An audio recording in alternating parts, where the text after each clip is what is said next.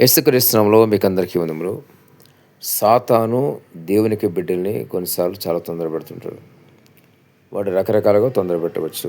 కొన్నిసార్లు ఎట్లా తొందర పెడతాడంటే, ఏదో ఒక అనీజీగా ఉంటుంది మీకు. అది బీపీ కాదు, ఏమీ కాదు కానీ ఒక అనీజీ ఫీలింగ్ అనమాట. ఏదో ఒకలాగా అది అనుభవించినోడికి తెలుస్తుంది.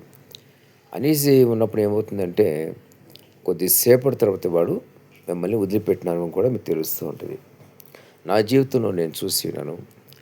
నేను సిటీకి వెళ్ళి మళ్ళా ఇంటికి వచ్చిన తర్వాత చాలా అన్‌ఈజీగా ఫీల్ అయ్యాను. కొంచెం సేపు నేను అట్లా మంచం మీద రిలాక్స్ అయినప్పుడు, అప్పుడు ఒక స్పిరిట్ అది సౌండ్ చేసుకుంటూ ఒక చిన్నపాటి విజిల్ సౌండ్ లాగా చేసుకుంటూ అది నాకు తెలియకుండా వెళ్ళిపోయింది. అంటే దాని ఇమేజ్ చూడలేదు కానీ సౌండ్ చూశాను. వెంటనే నాకు ఆ అన్‌ఈజీనెస్ అంతా పోయి చాలా రిలీఫ్ అయింది. ఈ విధంగా దేవుని బిడ్డల్ని వెంటాడుతూ ఉంటాయి. ప్రార్థించేవారిని ప్రాముఖ్యంగా మీరు ప్రార్థన మానేసిన ప్రార్థన తగ్గించిన వాడు వెంటాడుతూ ఉంటాడు. ఎందుకంటే దేవుని దగ్గర రాకుండా చేయటానికి. మీరు దేవుని దగ్గరకు వస్తే ప్రార్థన చేస్తుంటే వాడికి మంట వచ్చేస్తూ ఉంటుంది. వాడు ఒళ్ళంతా మంట వస్తుందంట ప్రార్థన చేస్తున్నా, బైబిల్ వాక్యం చదివినా, పాటలు పాడినా కూడా. కాబట్టి మిమ్మల్ని డిస్టర్బ్ చేసాడు అనుకోని, మిమ్మల్ని డిస్టర్బ్ చేసేస్తే వాడిని మిమ్మల్ని కలవరపరిచేస్తే కనుక, కొంచెం ఆందోళన కలిగి చేసేస్తే కనుక మీరు దేవుని దగ్గర రాలేకపోతారు కదా. ఆ నిరాశ నిస్పృహతో అలాగే ఉండిపోతారు, దేవుని దగ్గర రాలేరు. కాబట్టి ఒకటే జ్ఞాపకం చేసుకోండి, ఎప్పుడు మీకు నిరాశ నిస్పృహ కలిగినా, ఏమాత్రం అన్ఈజీ కలిగినా మీరు వెంటనే మోకరించడం నేర్చుకోండి. మోకరించండి.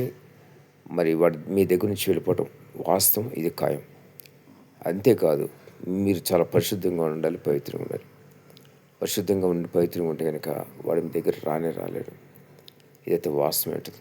అయితే మీరు ఏ చిన్న పొరపాటున అసూయన, ద్వేషమున, మత్సరమున, క్రోధమున ఏ చిన్న పొరపాటు మీలో ఉన్నా కూడా వాడు మీ దగ్గర నుంచి వెళ్ళడానికి ఇష్టపడ్డు.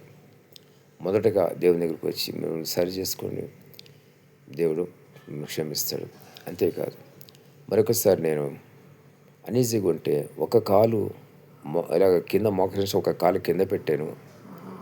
రెండో కాలు కింద పెట్టకముందే అనీజినెస్ పోయింది. వాడు వదిలిపెట్టి వెళ్ళిపోయాడు. బాబు నేను ఉండలేనురా బాబు అని వాడు వెళ్ళిపోయాడు అనమాట. ఎందుకంటే నేను మోకరించానా, పట్టుదల కూర్చుంటాను, వదిలిపెట్టను. అది ఏంటో తేల్చుకున్నది వదిలిపెట్టను. కాబట్టి సాతానికి భయం నేనంటే.